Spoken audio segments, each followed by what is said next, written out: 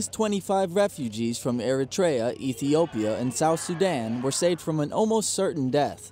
They arrived in Italy thanks to humanitarian corridors and by plane, instead of risking their lives in a dangerous sea crossing or entrusting their lives to human traffickers. We do it with the hope of continuing, of expanding this humanitarian corridor experience so it can become an established practice, the path through which those who need it can fulfill their dream of living with dignity.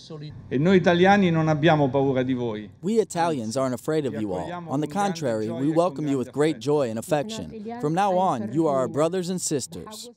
It's a collaborative initiative between the Community of Sant'Egidio, the Episcopal Conference of Italy, the Federation of Evangelical Churches in Italy, and the Waldensian Church. In barely 2 years, these organizations have managed to safely bring more than 1,000 refugees from the Middle East, both Christian and Muslim. The important thing was saving the most vulnerable. In 2 years, this new protocol will help some 500 refugees from Africa like Ephraim, who hugged his sister Shua like this after seeing her for the first time in 17 years. I've been here in Italy for almost 11 years. When I left, he was a child, and now he's become a man. This is a miracle thanks to this country. I'm good here. I'm healthy. I have so many friends that have become my Italian family. For me, being here is like being at home, and I know he'll like it. These are the stories of those who have had to flee from heinous political regimes like the Eritrean, from war like South Sudan refugees, or the lack of opportunities as is happening in Ethiopia. Many of them are children, people persecuted for different reasons, or families with an ill child, like Hadiya's Somalian family. One of her daughters suffers from a genetic disease that prevents her from even eating. I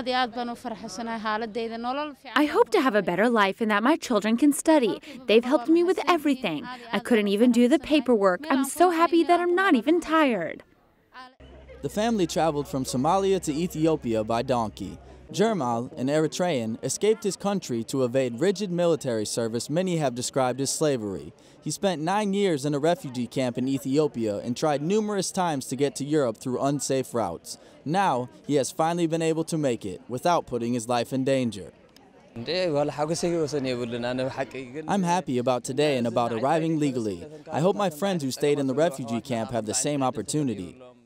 Since they arrived at the airport, these refugees began handling their paperwork.